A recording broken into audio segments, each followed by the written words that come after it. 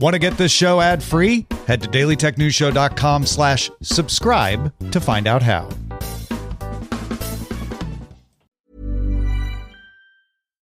Banking with Capital One helps you keep more money in your wallet with no fees or minimums on checking accounts and no overdraft fees.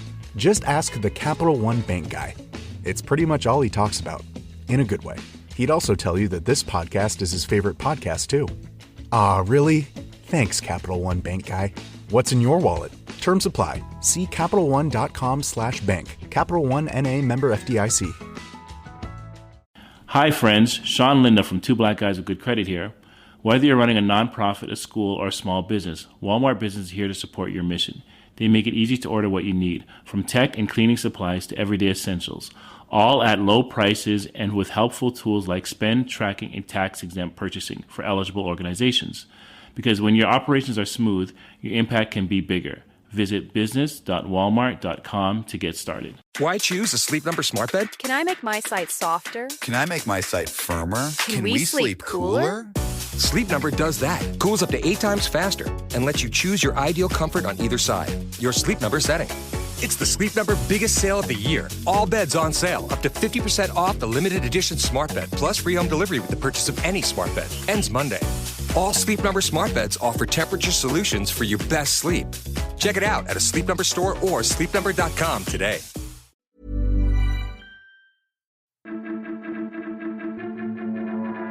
These are the Daily Tech headlines for Tuesday, August 12, 2025. I'm Rob Dunwood. Chinese authorities are reportedly discouraging the use of NVIDIA's H20 chips, especially for government-related purposes, a move that could hinder NVIDIA's efforts to boost sales in China even after Washington lifted a ban on their sale. Despite NVIDIA's statement that the H20 is not a military product and that China has ample domestic chip supply, concerns in China's state media about the chip's security persist, although NVIDIA denies any backdoors. Elon Musk artificial intelligence startup xAI announced legal action against Apple, alleging antitrust violations in App Store rankings that favor OpenAI. Musk claimed that Apple's practices make it impossible for any AI company besides OpenAI to reach the top spot in the App Store, citing ChatGPT's leading position, while xAI's Grok and Google's Gemini rank significantly lower.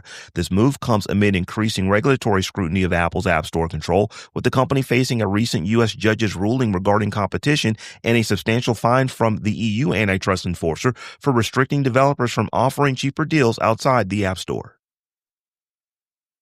The Department of Transportation has released new guidelines for states to access $5 billion in federal funding for electric vehicle charging infrastructure.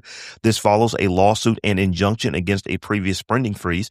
The new guidance simplifies construction approval by eliminating requirements for consumer protections, emergency evacuation plans, environmental sitting, rural and underserved community targets, strong labor standards, and opportunities for minority and women-owned small businesses. Despite previously calling for Intel CEO Lip Bu-Tan's resignation over alleged conflicts of interest from investments in Chinese firms, the U.S. president appears to have reversed his stance after a meeting with Tan and other officials. While details were undisclosed, Trump praised Tan's success, and Tan has communicated with the White House to address misinformation about his past, asserting ethical operations. Tan, who became Intel CEO in March, has implemented cost-cutting measures and may abandon next-gen manufacturing development if a major client isn't secured, as the company struggles with its foundry business and lags behind competitors. After a 5-year legal battle over in-app purchase policies, Epic Games and Fortnite are set to return to iOS in Australia following a judge's ruling that Apple's conduct likely diminished competition by not allowing alternative payment methods. This decision mirrors a similar ruling in the U.S. earlier this year, which saw Epic Games and Fortnite return to the U.S. App Store in May. Epic initiated the conflict by bypassing Apple's purchasing method, leading to a ban and a lengthy legal dispute, but this Australian victory is seen as a significant win for developers and consumers. The exact timing of the return to iOS in Australia remains unclear. Sling TV is introducing flexible short-term access passes for live TV streaming, aiming to address the issue of commitment associated with traditional subscriptions. These new a la carte options, including a day pass for $4.99, a weekend pass for $9.99, and a week pass for $14.99, cater to viewers interested in live sports, award shows, or specific events without the need for a monthly contract. This initiative represents Sling's most significant effort to redefine streaming economics, strategically launched just before football season to attract casual fans and cord cutters seeking affordable and adaptable viewing options. Anthropic has announced that it will offer its Claude AI model to the U.S. government for $1, following similar deals from other AI startups seeking federal contracts.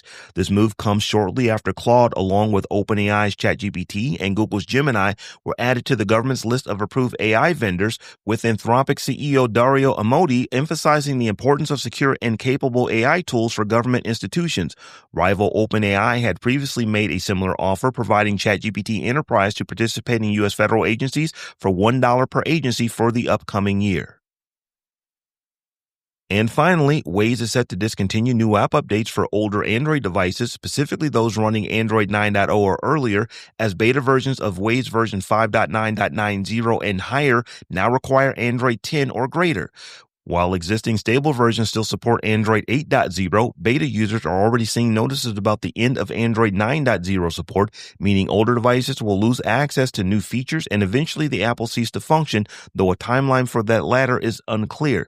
This change is expected to roll out to non-beta users soon, with approximately 5.8% of Android devices currently running on Android 9.0 or older. For more analysis of the tech news of the day, subscribe to dailytechnewsshow.com. And if you enjoy the show, remember to tell a friend to check us out. Thanks for listening. We'll talk to you next time.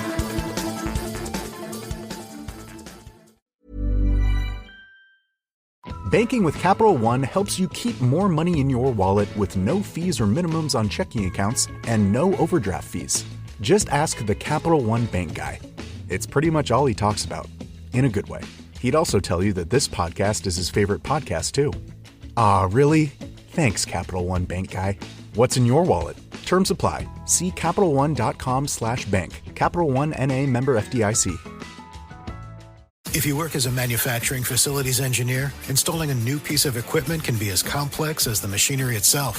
From prep work to alignment and testing, it's your team's job to put it all together. That's why it's good to have Grainger on your side. With industrial-grade products and next-day delivery, Grainger helps ensure you have everything you need close at hand through every step of the installation. Call 1-800-GRAINGER, click Grainger.com, or just stop by. Grainger, for the ones who get it done.